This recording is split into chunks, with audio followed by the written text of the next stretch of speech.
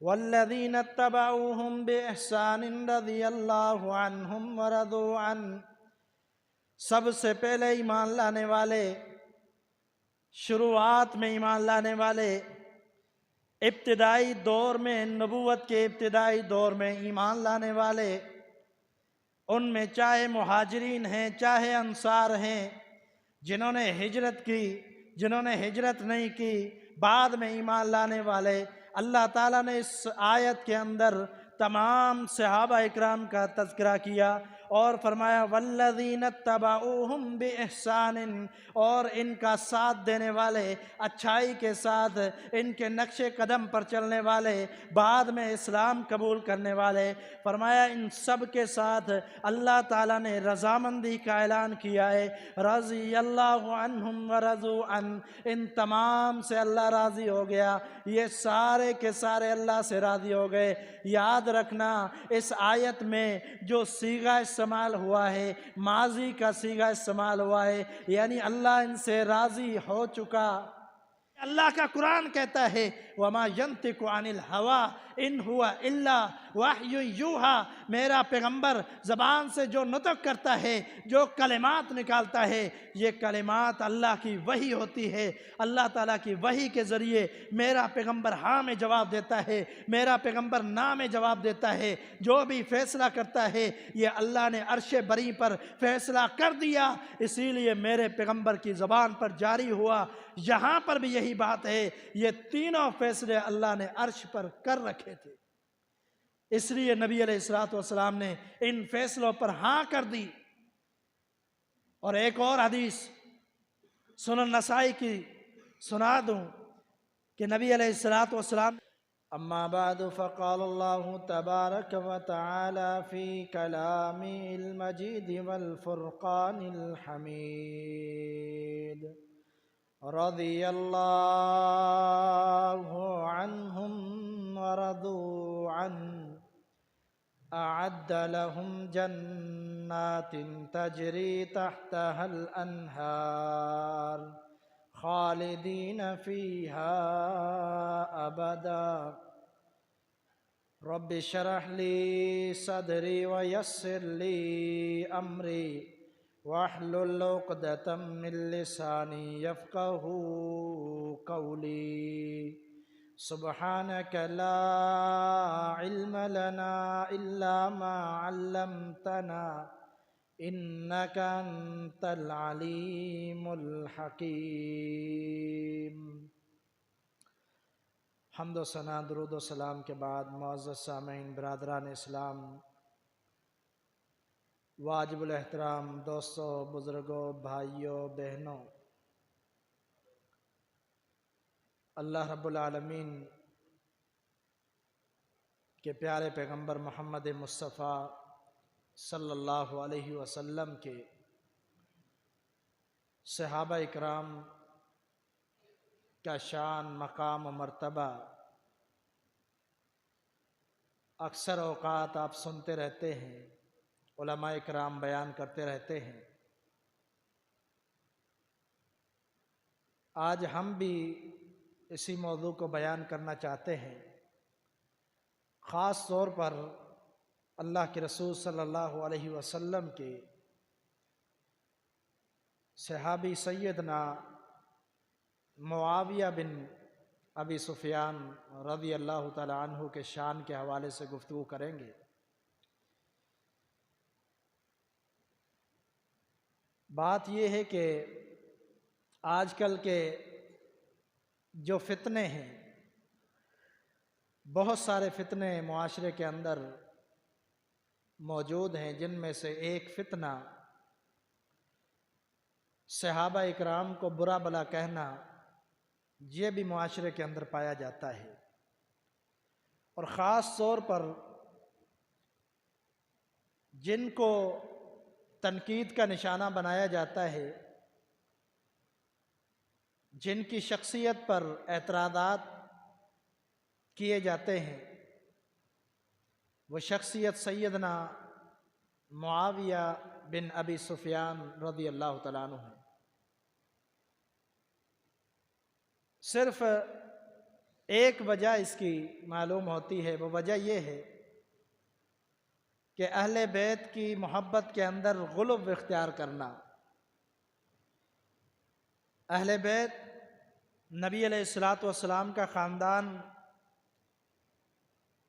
یقیناً ان کا بڑا رتبہ، بڑا شان، بڑا مقام ہے، بڑی فضیلت ہے۔ ان کے شان میں غلو کر کے پھر بنو امیہ کے بارے میں بری باتیں کرنا اور ان کو برا بھلا کہنا، یہ ایمان کے خلاف ہے۔ اہل بیت کا مقام، مرتبہ اپنی جگہ پر، لیکن اتنا غلو نہیں کرنا چاہیے کہ ان کی وجہ سے دوسروں کو برا بھلا کہنا اور دوسرے صحابہ اکرام کی شان میں گستاخی کرنا، یہ شریعت اجازت نہیں دیتی۔ ہر ایک کا مقام و مرتبہ ہے، انبیاء کا مقام اپنا ہے، رسولوں کا مقام اپنا ہے، اور صحابہ اکرام کا مقام اپنا ہے۔ یہ قاعدہ اور قانون آپ یاد کر لیں کہ اللہ تعالیٰ نے ایک قانون بنایا ہے، وہ قانون یہ ہے کہ اللہ جس کو چاہے اس کو اپنا رسول بنا لے، جس کو چاہے اپنا نبی بنا لے، اور جس کو چاہے پیارے پیغمبر محمد رسول اللہ صلی اللہ علیہ وسلم کا صحابی بنا لے۔ یہ کسبی نہیں ہے کہ بندہ اپنے اعمال کی وجہ سے کوئی نبی بن جائے، اپنے اعمال کی وجہ سے کوئی رسول بن جائے، اپنے اعمال کی وجہ سے کوئی صحابی بن جائے۔ ایسا کبھی بھی نہیں ہوگا۔ چاہے کتنا بھی کوئی پرہیزگار بن جائے، اپنی مرضی سے نبی نہیں بن سکتا۔ یہ تو خاص شرف ہے، خاص مقام اور مرتبہ ہے جو اللہ تعالیٰ نے اپنے چنیدہ بندوں کو رسول بنایا اور نبی بنایا، اور ان میں سے جن کی فضیلت امتوں میں سے، تمام امتوں میں سے جتنے بھی پیغمبر آئے ان کی امتیں تھی، جو بھی ان کے ساتھی بنے، ان میں سے سب سے اعلیٰ مقام و مرتبہ نبی علیہ الصلوۃ والسلام جو آخری پیغمبر محمد رسول اللہ صلی اللہ علیہ وسلم کے ساتھیوں کا مقام و مرتبہ بلند ہے۔ یہ پچھلی کتابوں میں بھی موجود تھا۔ جس طرح اللہ کے رسول صلی اللہ علیہ وسلم کے نبی ہونے کی، رسول ہونے کی بشارتیں موجود تھی، اسی طرح نبی علیہ الصلوۃ والسلام کے ساتھیوں کے بھی اوصاف پچھلی کتابوں کے اندر موجود تھے کہ اللہ کے رسول صلی اللہ علیہ وسلم کے صحابے اس طرح کے ہوں گے، ان کی شان یہ ہوگی، ان کا مقام یہ ہوگا۔ پوری امتوں میں سب سے اعلیٰ مقام صحابہ اکرام کا ہے، اور صحابہ اکرام میں درجے ہیں، مقام، حیثیت ہے، لیکن سارے کے ساروں کے لیے ایک وعدہ اللہ تعالیٰ نے کر دیا، اور وہ وعدہ یہ ہے کُلًّا وعد اللہ الحسنى۔ اللہ نے فرمایا کہ یہ سارے کے سارے، چاہے پہلے ایمان لائے چاہے بعد میں ایمان لائے، ان سب کے لیے اللہ تعالیٰ نے اچھا وعدہ کیا ہے، جس کی تفسیر یہ ہے کہ وہ اچھا وعدہ جنت ہے۔ بعد میں ایمان لائے، پہلے ایمان لائے، سب کے لیے جنت کا وعدہ اللہ تعالیٰ نے کر دیا۔ اور قرآن مجید کے اندر بہت سارے مقامات پر یہ اعلان بار بار ہو چکا ہے، جس کے اندر سارے صحابہ شامل ہیں۔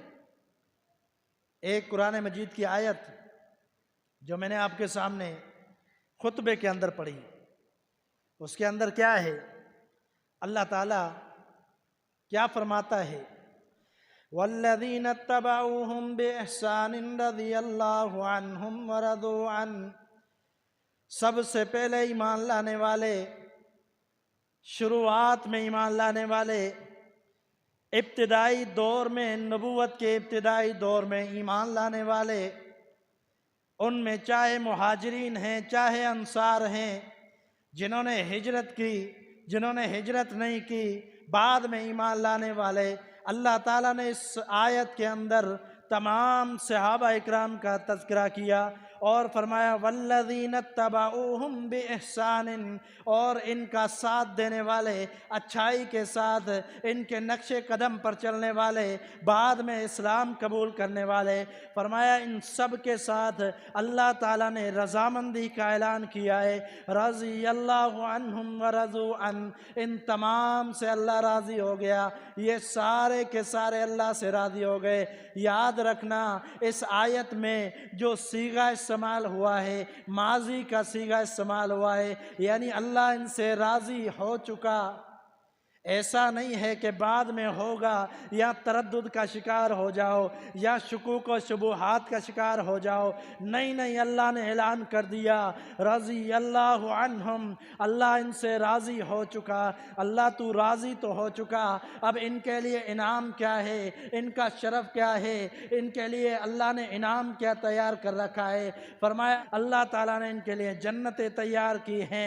ऐसी जन्नतें हैं जिन जन्नतों के नीचे नहरें बहती हैं। इन जन्नतों के अंदर थोड़ी देर के लिए नहीं, आर्जी नहीं, कुछ देर के लिए नहीं, बल्कि फरमाया खालिदीन फिया अबदा, इसके अंदर ये सारे के सारे सहाबा हमेशा इनके अंदर रहेंगे।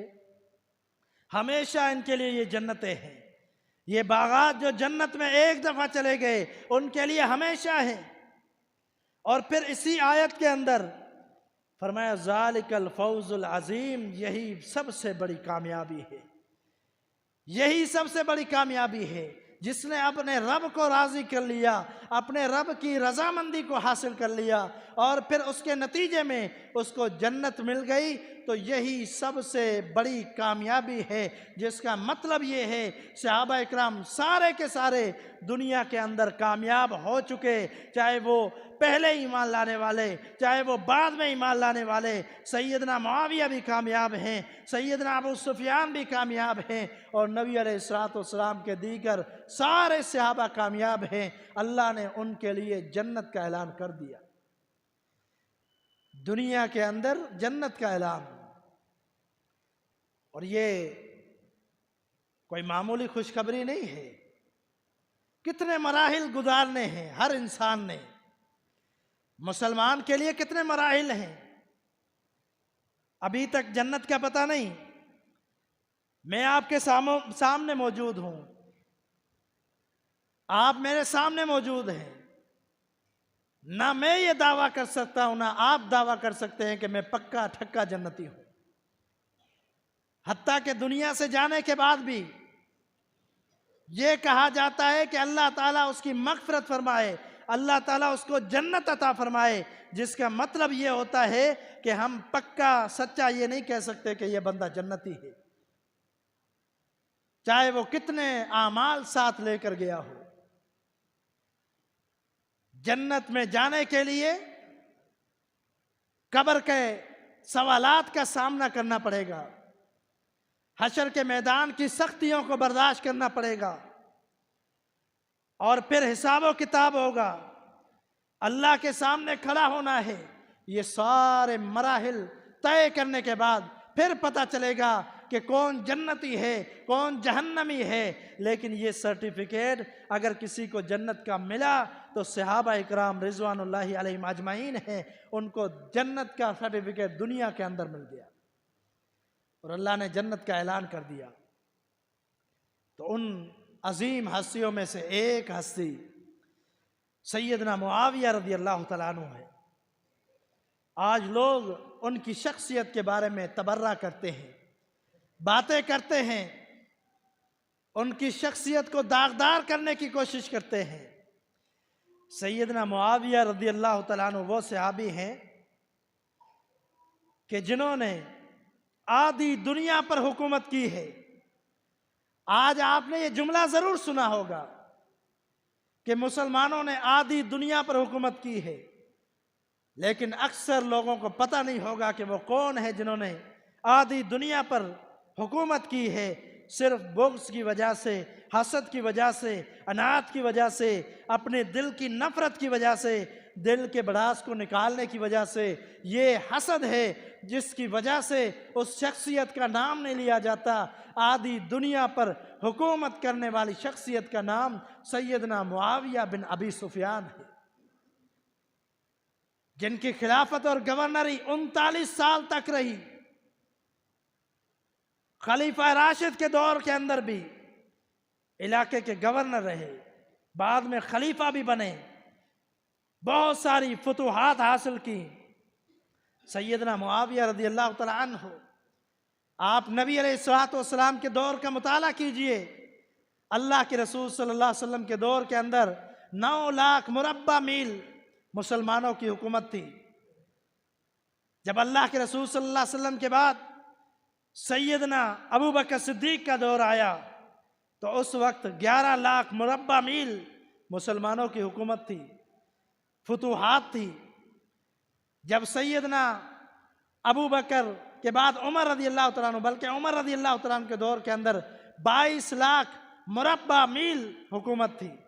اور پھر جب آپ آتے ہیں سیدنا علی المرتضیٰ رضی اللہ تعالیٰ عنہ، سیدنا عثمان رضی اللہ تعالیٰ عنہ، ان کے دور کے اندر بھی 44 لاکھ مربع میل حکومت تھی۔ لیکن ان کے بعد جب سیدنا معاویہ رضی اللہ تعالیٰ عنہ کی حکومت آئی تو 65 لاکھ، بعض روایات کے مطابق 63 لاکھ 62 لاکھ مربع میل سیدنا امیر معاویہ رضی اللہ تعالیٰ عنہ کی دنیا پر حکومت تھی۔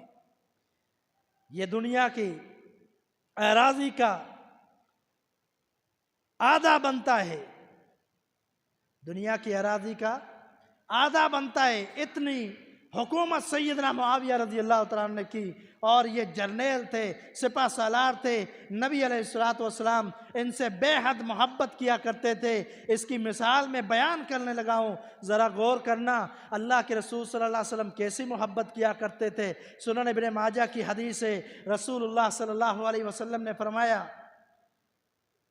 احق ما اکرم علیہ الرجل ابنتہ و اختہ، فرمایا کہ دنیا کے اندر سب سے زیادہ جو عزت کے لائق شخصیتیں ہیں، جن کی عزت اور احترام کرنا چاہیے، ان کا نبی علیہ الصلوۃ والسلام نے 2 کا تذکرہ کیا۔ فرمایا کہ وہ شخص ہے جس شخص کے نکاح میں کسی کی بیٹی ہو یا کسی کی بہن ہو، یہ جو سالہ بنتا ہے یا سسر بنتا ہے، فرمایا یہ 2 شخصیتیں ایسی ہیں جن کی سب سے زیادہ احترام، عزت، توقیر کرنی چاہیے۔ یہ نبی علیہ الصلوۃ والسلام کی حدیث ہے۔ اور آپ علیہ الصلوۃ والسلام کے نکاح میں سیدہ ام حبیبہ رضی اللہ تعالیٰ عنہ ہے۔ یہ سیدہ ام حبیبہ رضی اللہ تعالیٰ عنہ یہ سیدنا ابو سفیان کی بیٹی ہے اور سیدنا معاویہ رضی اللہ تعالیٰ عنہ کی بہن ہے۔ جب اللہ کے رسول صلی اللہ علیہ وسلم کا فرمان ہے کہ سسر کی اور سالے کی توقیر کرنی چاہیے، عزت اور احترام کرنا چاہیے، تو کیا خیال ہے محمد عربی علیہ الصلوۃ والسلام نے ان شخصیتوں کا احترام نہیں کیا ہوگا؟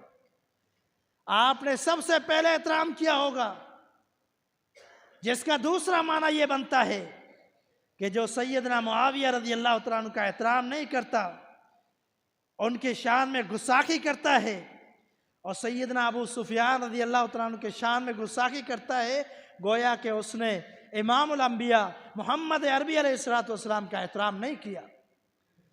کیونکہ جن کا احترام نبی علیہ الصلوۃ والسلام نے کیا، ان کا احترام ہم پر ضروری ہے۔ ایک اور حدیث کے مطابق نبی علیہ الصلوۃ والسلام نے فرمایا اکرموا اصحابی، فرمایا میرے ساتھیوں کا احترام کرو، یہ تم میں سے سب سے بہترین لوگ ہیں، اس امت کے سب سے بہترین لوگ ہیں، میرے صحابہ کا احترام کیا کرو۔ ایک طرح سے وہ حدیث، دوسری طرح سے یہ فضیلت، جن دونوں کے اندر سیدنا معاویہ کی فضیلت شامل ہے۔ نبی علیہ الصلوۃ والسلام کے صحابی بھی ہیں، آپ کے سالے بھی ہیں، سیدنا معاویہ رضی اللہ تعالیٰ عنہ، اس لیے ان کی محبت، ان کا احترام ہر مومن کے لیے ضروری ہے۔ جس طرح دیگر صحابہ کی محبت ہے، اسی طرح اس عظیم جرنیل سپہ سالار صحابی کی محبت ضروری ہے۔ نبی علیہ الصلوۃ والسلام نے جن لوگوں سے خطوط لکھوائے تھے، جن لوگوں سے خطوط لکھائے تھے، بادشاہوں کی طرف خطوط، ان میں سیدنا معاویہ رضی اللہ تعالیٰ عنہ نے 70 خطوط اپنے ہاتھوں سے لکھے تھے۔ اس سے قبل میں ایک حدیث صحیح مسلم کی سنانا چاہوں گا۔ صحیح مسلم کی حدیث ہے، سیدنا ابو سفیان رضی اللہ تعالیٰ عنہ مسلمان ہوتے ہیں۔ مسلمان ہونے کے بعد انہوں نے کیا کیا؟ نبی علیہ الصلوۃ والسلام کے سامنے پیش ہوتے ہیں۔ اللہ کے رسول صلی اللہ علیہ وسلم، میں آپ سے 3 چیزیں مانگتا ہوں، 3 چیزیں مانگتا ہوں۔ نبی علیہ الصلوۃ والسلام نے فرمایا کہ بتلائیے وہ کون سی 3 چیزیں ہیں۔ بات بتلانے سے پہلے سیدنا امیر ابی سفیان رضی اللہ تعالیٰ عنہ، جو معاویہ رضی اللہ تعالیٰ عنہ کے والد ہیں، پہلے یہ کہتے ہیں کہ بھتیجے، کیونکہ رشتے میں نبی صلی اللہ علیہ وسلم کے چاچو بھی لگتے تھے۔ آپ فرماتے ہیں بھتیجے، میں 3 چیزیں آپ سے مانگتا ہوں، مجھے عطا کر دیجئے۔ آپ نے فرمایا وہ 3 چیزیں کون سی ہیں؟ ابو سفیان رضی اللہ تعالیٰ عنہ پیش کرتے ہیں، اللہ کے رسول صلی اللہ علیہ وسلم، سب سے پہلی میری پیشکش یہ ہے کہ میری بیٹی ام حبیبہ کو اپنے نکاح میں قبول کیجئے۔ نبی علیہ الصلوۃ والسلام نے فرمایا نعم، مجھے قبول ہے۔ پھر فرماتے اللہ کے رسول، میرا بیٹا معاویہ وہ اچھا لکھنے والا ہے، اچھا کاتب ہے، آپ اس کو اللہ کی وحی کا کاتب بنا دے، وہ وحی لکھا کرے۔ نبی علیہ الصلوۃ والسلام نے فرمایا نعم، مجھے قبول ہے۔ پھر فرماتے اللہ کے رسول صلی اللہ علیہ وسلم، تیسری میری یہ خواہش ہے، یہ پیشکش ہے، وہ بھی مجھے عطا کیجئے کہ میں نے اس وقت تک جب تک مسلمان نہیں ہوا مسلمانوں کو تکلیف پہنچائی، اپنی تلوار کے ذریعے بدر کے اندر، احد کے اندر، خندق کے اندر، مارکوں کے اندر مسلمانوں کو شہید کرنے کے لیے میں نے تلوار چلائی۔ اب میں مسلمان ہو چکا ہوں، اب میں کمزور تو ہوں، میری کمر جھک چکی ہے، لیکن میں چاہتا ہوں مجھے آپ اجازت دیجئے میں جہادوں کے اندر جا کر، سرحدوں کے اندر جا کر وہاں پر کافروں کے خلاف جہاد کروں، اپنے اس گناہ کا ازالہ کروں کہ میں نے مسلمانوں کو تکلیف پہنچائی، مسلمانوں کو شہید کیا، اور مجھے اجازت دیجیے اب میں کافروں کے خلاف جہاد کروں۔ نبی علیہ الصلوۃ والسلام نے فرمایا مجھے قبول ہے۔ اب یہ 3 پیشکشیں، ایک جو پیشکش ہے ام حبیبہ کے ساتھ نکاح کی، یہ جاہلیت کے دور کے اندر تھی، جاہلیت کے دور کے اندر ابو سفیان نے کی تھی، یہ جنگ بدر سے پہلے، کیونکہ وہ جانتے تھے اگر میری بیٹی اس پیغمبر سے شادی کر لے، اس شخص سے شادی کر لے تو بڑے شان اور مرتبے والی بن جائے گی۔ اس نے یہ پہلے پیشکش کی تھی، اور باقی پیشکشیں اسلام لانے کے بعد نبی علیہ الصلوۃ والسلام نے تینوں پیشکشیں قبول کی۔ ذرا غور کرنا اگلی بات پہ۔ کچھ لوگ کہتے ہیں ابو سفیان نے یہ جو پیشکشیں کی تھی خود اس نے کہا تھا، اگر یہ خود نہ کہتا تو نبی علیہ الصلوۃ والسلام یہ فضائل ان کو عطا نہ کرتے، نعوذ باللہ، یہ گستاخی کرتے ہیں، کہتے خود کہا تھا اس لیے نبی صلی اللہ علیہ وسلم نے باتیں ٹالی نہیں، اگر خود نہ کہتے تو پھر ایسا نہیں ہوتا۔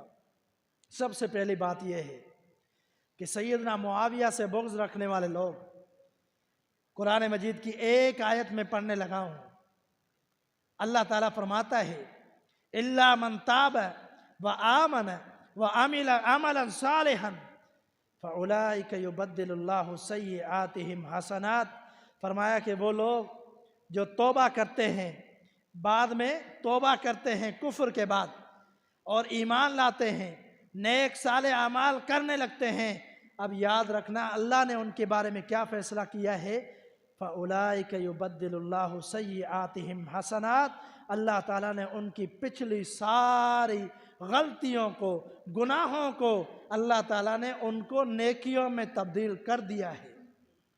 یہ اللہ نے فیصلہ کر لیا ہے، اللہ ان کے پچھلے گناہوں کو نیکیوں میں تبدیل کر دیتا ہے۔ اب مطلب یہ ہے کہ سیدنا معاویہ نے جو تلوار جہاد میں مسلمانوں کے خلاف اٹھائی تھی، میدان جہاد میں، جنگ کے اندر، بدر کے اندر، احد کے اندر، خندق کے اندر، جو تلوار مسلمانوں کے خلاف اٹھائی تھی یہ اس کا گناہ تھا، گناہ کبیرہ تھا، لیکن آج مسلمان ہو گیا ہے تو اب یہ اتنا بڑا گناہ بھی وہ ان کے لیے نیکی بن چکا ہے۔ سیدنا ابو سفیان کے لیے آپ ذرا غور کیجئے، غور کر کے سوچنا، یہ ایک لمحے کی عبادت جب مسلمان ہوئے، جتنا بڑا کوئی گناہ گار ہوگا اتنی زیادہ اس کے پلڑے میں نیکیاں آئیں گی۔ یہاں پر سیدنا ابو سفیان کی اس ایک نیکی کا بھی کوئی مقابلہ نہیں کر سکتا، اتنی بڑی نیکی۔ جب مسلمان ہوئے تو سارے پچھلے گناہ نیکیوں میں تبدیل ہو گئے، یہ اللہ کا قرآن کہتا ہے۔ جو بھی مسلمان ہوا اس کے گناہ نیکیوں میں تبدیل کر دیتا ہے اللہ تعالیٰ۔ اللہ جس کو اتنا شرف دے، اللہ جس کو اتنا مقام دے، اور میں اور آپ اس پر اعتراضات کریں تو پھر آپ خود سوچیں آپ کا کیا انجام ہوگا، خود سوچیں کہ اس کا کیا انجام ہوگا جو ان صحابہ اکرام پر اعتراض کرتا ہے۔ اور پھر یہ تین پیشکشیں جو لوگ کہتے ہیں انہوں نے خود بات کی، خود مانگی اس لیے عطا کی گئی، ان سے ایک سوال ہے۔ سوال یہ ہے کہ ذرا یہ بتلائیے کہ آپ لوگ کہتے ہو خود مانگی اور نبی علیہ السلام نے کہہ دیا کہ میں نے قبول کی، کیا یہ آپ کا کہنا میں نے قبول کی یا اپنی مرضی سے تھا؟ کبھی بھی نہیں۔ نبی علیہ السلام کا یہ کہنا اللہ کا قرآن کہتا ہے وَمَا يَنْطِقُ عَنِ الْهَوَىٰ إِنْ هُوَ إِلَّا وَحْيٌ يُوحَىٰ، میرا پیغمبر زبان سے جو نطق کرتا ہے، جو کلمات نکالتا ہے، یہ کلمات اللہ کی وحی ہوتی ہے۔ اللہ تعالیٰ کی وحی کے ذریعے میرا پیغمبر ہاں میں جواب دیتا ہے، میرا پیغمبر نا میں جواب دیتا ہے۔ جو بھی فیصلہ کرتا ہے یہ اللہ نے عرش بری پر فیصلہ کر دیا، اسی لیے میرے پیغمبر کی زبان پر جاری ہوا۔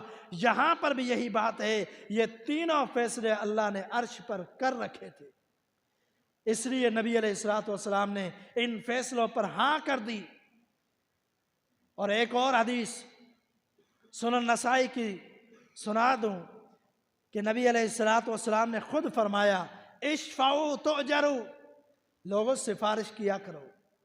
آپ نے فرمایا لوگوں سفارش کیا کرو مجھ سے، تو جرو اللہ تمہیں اجر دے گا، مجھ سے سفارش کیا کرو۔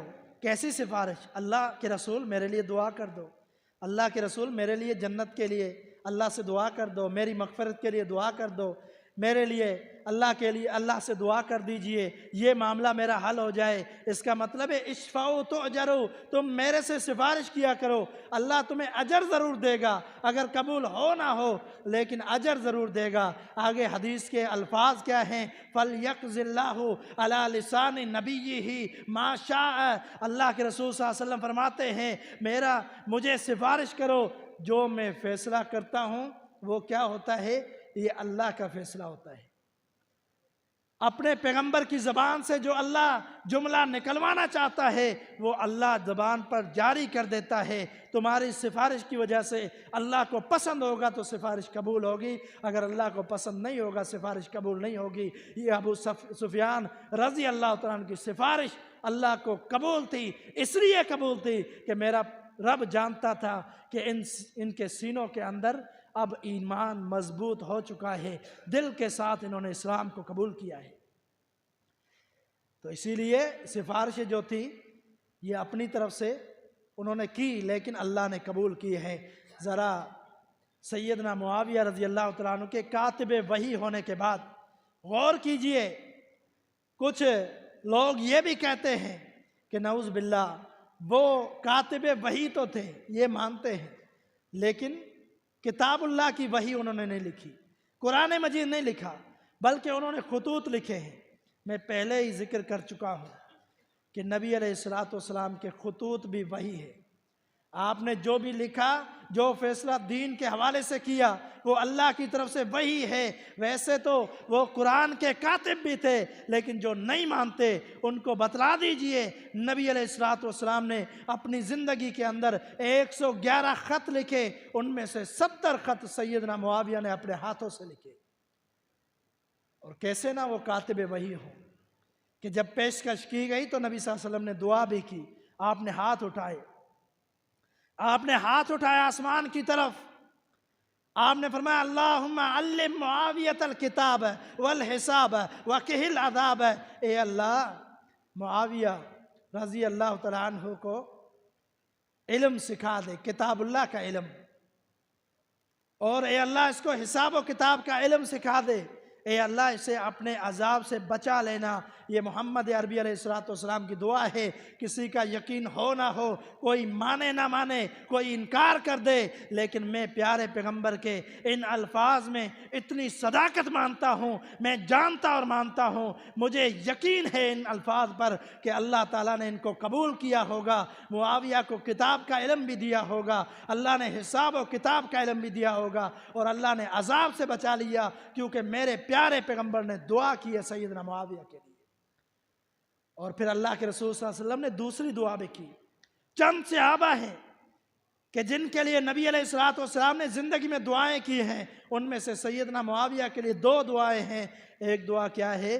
اللہم اجعلہ ہادیا مہدیا وہدی بہ، اے اللہ معاویہ کو رہنما بنا دے، قوم کا لیڈر اور رہنما بنا دے، اے اللہ یہ لوگوں کی رہنمائی کرنے والا ہو، اے اللہ اس کے ذریعے لوگوں کو ہدایت عطا فرما۔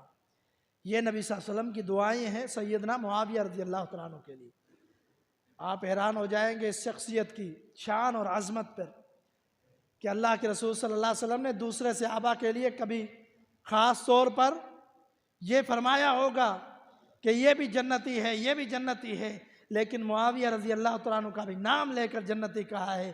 آپ صلی اللہ علیہ وسلم نے فرمایا میرے خواب میں دیکھا، یہ خواب طویل ہے، مختصر بیان کر رہا ہوں، میں نے خواب میں دیکھا کہ میری امت کے کچھ لوگ تھے، آپ نے فرمایا ہم بدر میں کمزور تھے، احد میں کمزور تھے، خندق میں کمزور تھے، لیکن میں نے خواب میں دیکھا کہ کچھ میری امت کے لوگ بحری جہاز کے اندر سوار ہیں، کل ملوک علی العسر، اس طرح شان و شوکت کے ساتھ بحری جہازوں پر بیٹھے ہوئے ہیں کہ تکیے لگا کر جس طرح بادشاہ بیٹھتے ہیں اس طرح بیٹھے ہوئے ہیں، اور جا رہے کہاں ہیں؟ سمندر کو کراس کر رہے ہیں، دریا میں بحری جہاز اتار رہے ہیں اور دشمن کے ساتھ مقابلہ کرنے جا رہے ہیں۔ میں نے ان کی طرف دیکھا، انہوں نے میری طرف دیکھا، اور میں مسکرایا، میں نے خوشی کا اظہار کیا کہ یہ میرے امتی، میرے صحابہ ہیں۔ فرمایا مع معاویہ، ایک حدیث کے الفاظ ہے کہ ان کا لشکر معاویہ کے ساتھ تھا کہ جو بحری جہاز پر سوار ہو کر دشمن کے خلاف نکل رہے تھے۔ اور پھر کیا فرمایا؟ قد اوجبوا، یاد رکھنا اللہ تعالیٰ نے ان پر جنت کو واجب کر دیا۔ تو سیدنا معاویہ کے لیے نبی علیہ السلام نے فرمایا اللہ نے ان پر جنت کو واجب کر دیا۔ اور پھر رسول اللہ صلی اللہ علیہ وسلم کی ایک حدیث میں بیان کرنے لگا ہوں آخری، کہ اللہ کے رسول صلی اللہ علیہ وسلم نے ایک دفعہ گھر سے باہر تشریف لائے، یہ حدیث صحیح مسلم کی ہے، اور خود سیدنا معاویہ اس حدیث کے راوی ہیں، سیدنا ابو سعید خدری سے بھی بیان کرتے ہیں۔ سیدنا معاویہ رضی اللہ تعالیٰ عنہ فرماتے ایک دفعہ ہم عصر کی نماز کے بعد بیٹھے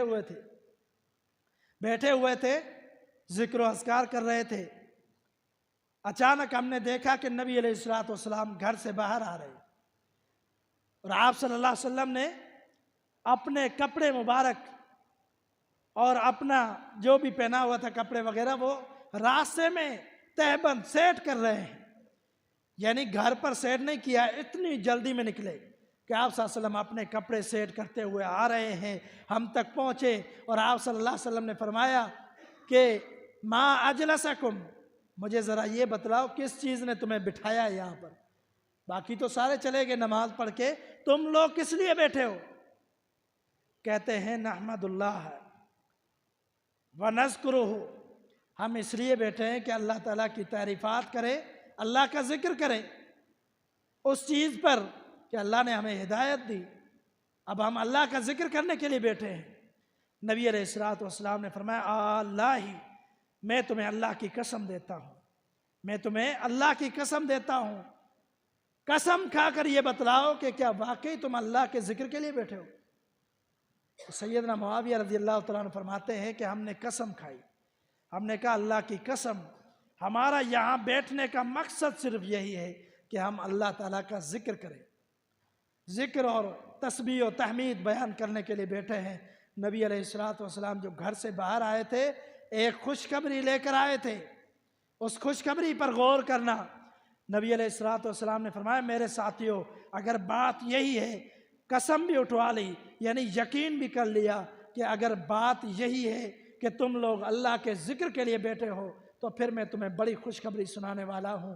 وہ خوشخبری یہ ہے کہ ان اللہ یباہی بکم الملائکہ، اللہ رب العالمین عرش پر صحابہ اکرام کے، اللہ تعالیٰ عرش پر فرشتوں کے سامنے، اپنے فرشتوں کے سامنے تم پر اس وقت فخر محسوس کر رہا ہے، تم پر اس وقت فخر محسوس کر رہا ہے۔